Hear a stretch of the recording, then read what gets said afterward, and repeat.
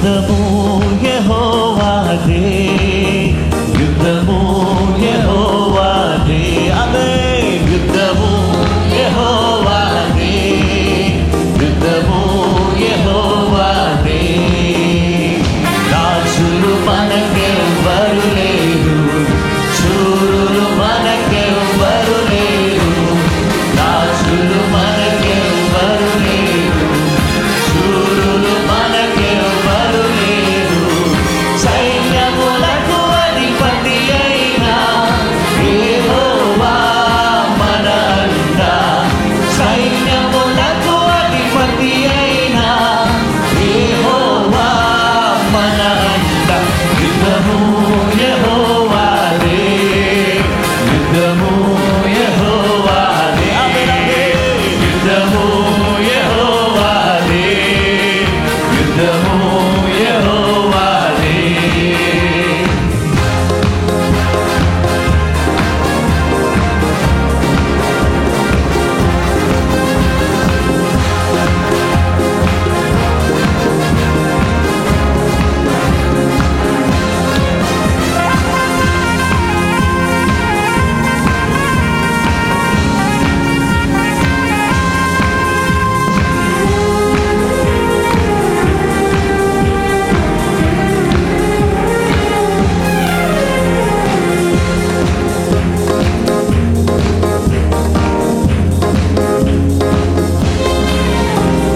వ్యాధులు మనలను పడద్రోసిన, బాధలు మనలను కృంగరిసిన, వ్యాధులు మనలను పడద్రోసిన, బాధలు మనలను కృంగరిసిన, విశ్వాసమునకు కర్తయైన యేసయ్యా మన అండ, విశ్వాసమునకు కర్తయైన యేసయ్యా మన అండ. యుద్ధము యెహోవాదే, యుద్ధము యెహోవాదే, యుద్ధము యెహోవాదే, యుద్ధము యెహోవాదే.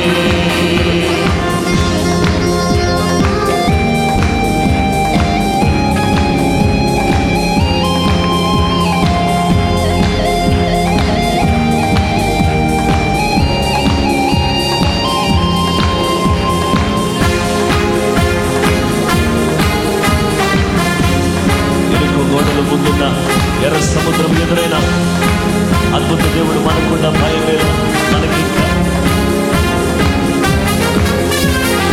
ఎరుకో గోడలు ముందున్న ఎర్ర సముద్రము ఎదురైన, ఎరుకో గోడలు ముందున్న ఎర్ర సముద్రము ఎదురైన అద్భుత దేవుడు మనకుండా భయమేలా మనకింకా, అద్భుత దేవుడు మనకుండా భయమేలా మనకింకా. యుద్ధము యెహోవాదే, యుద్ధము యెహోవాదే, దేవా దేవా యుద్ధము యెహోవాదే, యుద్ధము యెహోవాదే.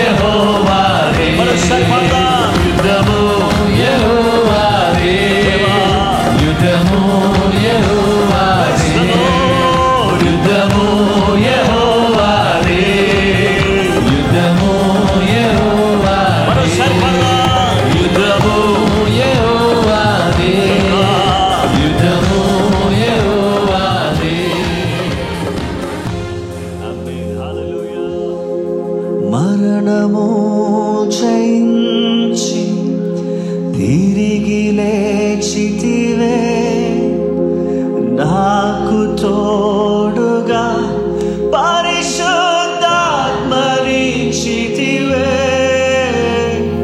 మరణము జయించి తిరిగి లేచితివే,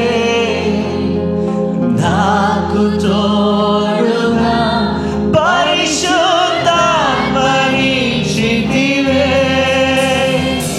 అపురూప ప్రేమకై నే సాక్షినై నిలిచెదన్, బోధిగంతము వరకు నీ ప్రకటించెదన్.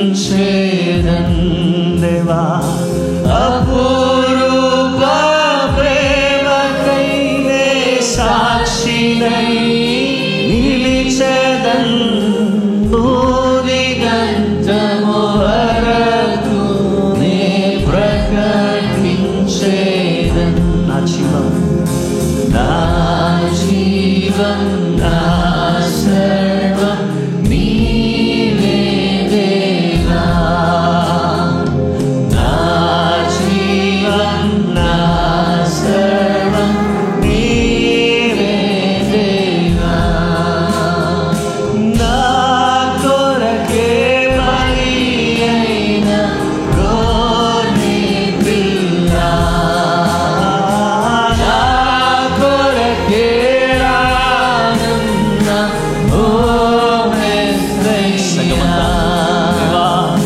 నా కొరకే బలి అయిన గొర్రె పిల్ల, నా కొరకే రానున్న ఓ మెస్సయ్యా.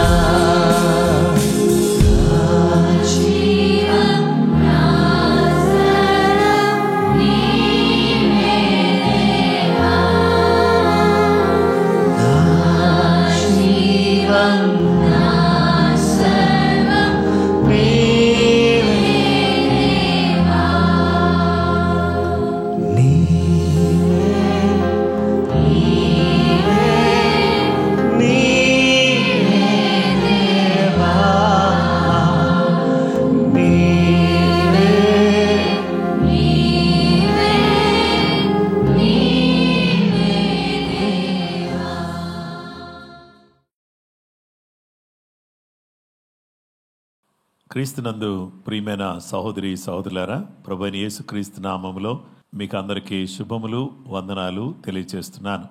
ఈ సమయంలో మిమ్మల్ని అందరినీ కూడా ప్రేమతో ప్రార్థనా పోరాటానికి ఆహ్వానిస్తున్నాను. ఇంతవరకు దేవుని స్తుతించి ఆరాధించే భాగ్యం దేవుడు మనకు దయచేశారు. మరి ఇప్పుడు మనమందరం కూడా ఆయనను మహిమపరిచే అవకాశం దేవుడిచ్చాడు. అయితే ఇప్పుడు దేవుని వాక్యాన్ని మనం ధ్యానం చేయబోతున్నాం. ఈరోజు మన ధ్యానములో అమూల్యమైనవి అనే విషయాన్ని మనం చూద్దాం. దీంట్లో అమూల్యమైన సౌందర్యము లేదా అక్షయమైన సౌందర్యము అనే దానికి వచ్చి మనం చూద్దాం. చూడండి, పరిశుద్ధ గ్రంథంలో 1 పేతురు పత్రిక 3వ అధ్యాయము 4వ వచనం, సాధువైనట్టు మృదువైనట్టునైన గుణమును అక్షయాలంకారము గల మీ హృదయపు అంతరంగ స్వభావము మీకు అలంకారముగా ఉండవలెను, అది దేవుని దృష్టికి మిగుల విలువగలది. మీరందరూ కూడా ఏ విధంగా అలంకరించుకోవాలంటే సాధువైనట్టు మృదువైనట్టు గుణమును మీరు అక్షయాలంకారము గల మీ హృదయపు అంతరంగ స్వభావమును మీకు అలంకారంగా ఉండాలి. ఆ దేవుని దృష్టికి మిగుల విలువ కలిగింది. కాబట్టి దేవుని దృష్టికి విలువైన అలంకారమే సాధువైనట్టు గుణం, మృదువైనట్టు జీవితం.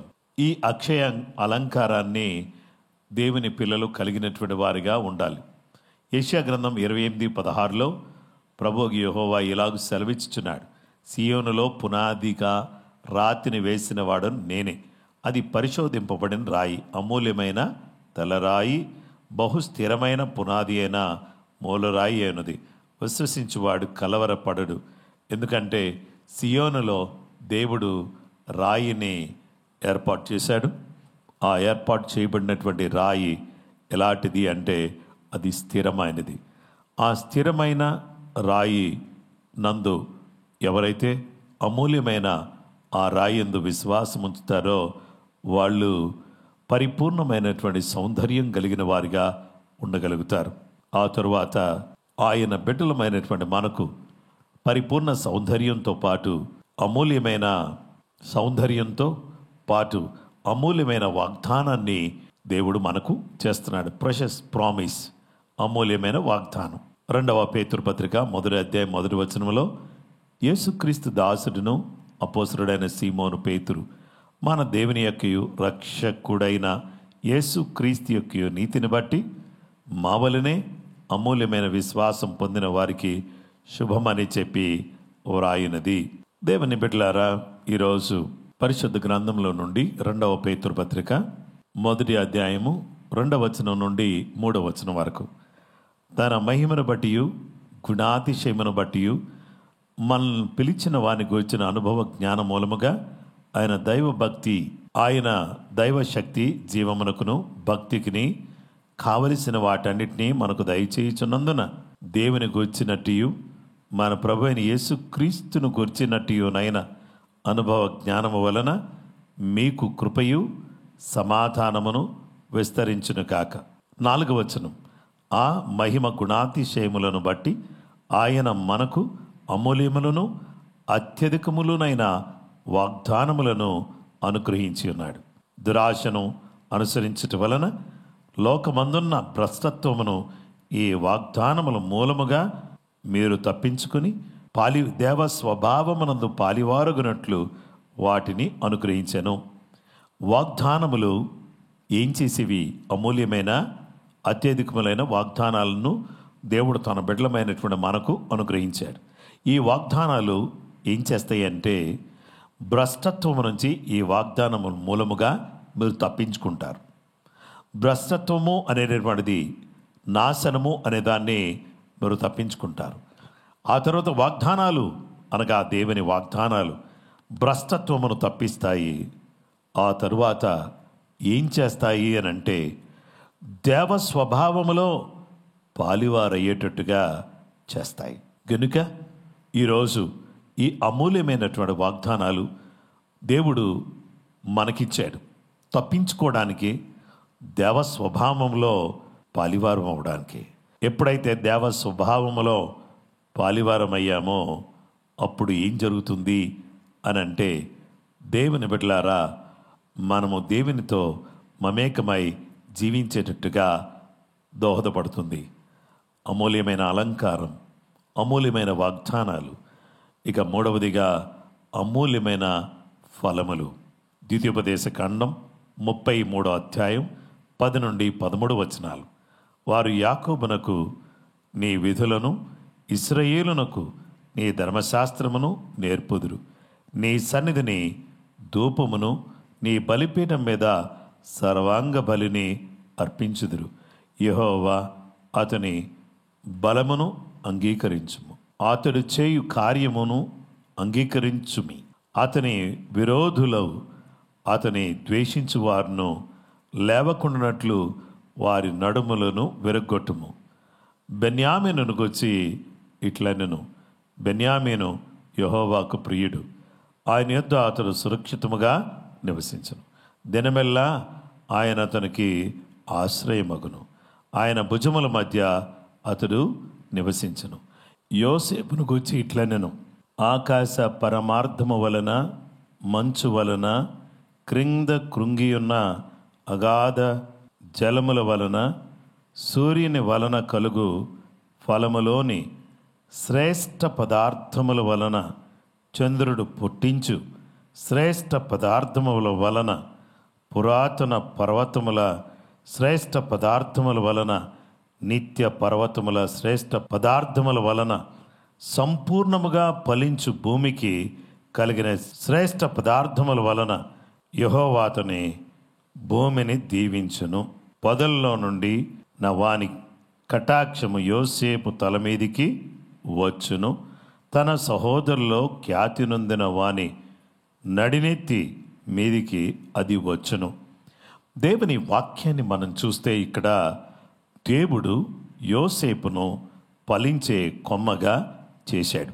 ఇలాగా ఫలభరితమైనటువంటి కొమ్మగా యోసేపు జీవితాన్ని దేవుడు మార్చినట్టుగా దేవుని వాక్యాన్ని మనం చూడవచ్చు. యోసేపు ఫలించడి కొమ్మ. ఇలాంటి అద్భుతమైనటువంటి జీవితాన్ని యోసేపుకు అనుగ్రహిస్తూ వచ్చాడు. అమూల్యమైన సౌందర్యం గూర్చి మనం చూస్తూ వచ్చాం. ఆ తదుపరి అమూల్యమైన వాగ్దానాన్ని గూర్చి మనం చూసాం. ఆ తరువాత అమూల్యమైన ఫలములు దేవుడు యోసేపుకి ఇచ్చారు. మరి మనందరం కూడా వెలుగు ఫలాన్ని, ఆత్మ ఫలాన్ని, మనమందరం కూడా నీతి ఫలాన్ని ఫలించటానికి దేవుడు మనకు సహాయపడుతూ వచ్చారు. అయితే ఇక చివరిగా మనం ఆలోచన చేస్తే, ప్రియమైనటువంటి వారలారా, ఈ ఫలాలు కలిగినటువంటి వారమై ఒకరితో ఒకరు ఐక్యమైనటువంటి వారిగా, ప్రెషియస్ యూనిటీ, అమూల్యమైన ఐక్యత కలిగినటువంటి వారిగా మనం జీవించాలి. 133వ కీర్తన 1-2 వచనాల్లో సహోదరుల ఐక్యత కలిగి నివసించిన ఎంత మేలు, ఎంత మనోహరము. అది తల మీద పోయబడి అహరోను గడ్డము మీదుగా కారి అతని అంగీల అంచుల వరకు దిగజారిన పరిమళ తైలము వలె ఉండును. దేవుని బిడ్డలారా, దేవుని వాక్య భాగంలో మనం చూస్తే మనమందరం కూడా సహోదర ప్రేమ నిలువుగా ఉండనీయాలి. ఆతిథ్యం చేయటం మర్చిపోకూడదు. మనమందరం కూడా ఒకరి ఎడల ఒకరు జాగరూకులమై మనం జీవించాలి. అంత మాత్రమే కాకుండా దేవుని బిడ్డలారా, మనమందరం కూడా అమూల్యమైన ఐక్యత కలిగినటువంటి వారుగా ఈ లోకంలో మనం జీవించవలసిన అవసరత ఎంతైనా ఉన్నది అనే విషయాన్ని మనం జ్ఞాపకం చేసుకుంటున్నాం. ప్రెషియస్ బ్యూటీ, అమూల్యమైన సౌందర్యం, అమూల్యమైన వాగ్దానం, అమూల్యమైన ఫలాలు, అమూల్యమైన ఐక్యత, వీటిని కలిగినటువంటి వారమై మనం ఈ లోకంలో నమ్మకంగాను, యథార్థంగాను, పరిశుద్ధంగాను బ్రతకడానికి సర్వశక్తి కలిగినటువంటి దేవుడు మనకు అనుగ్రహించిన ఇలాంటి అమూల్యమైనటువంటి కృపను బట్టి, దయను బట్టి దేవునికి కృతజ్ఞతలు చెల్లిస్తూ ప్రార్థన చేసుకుందాం.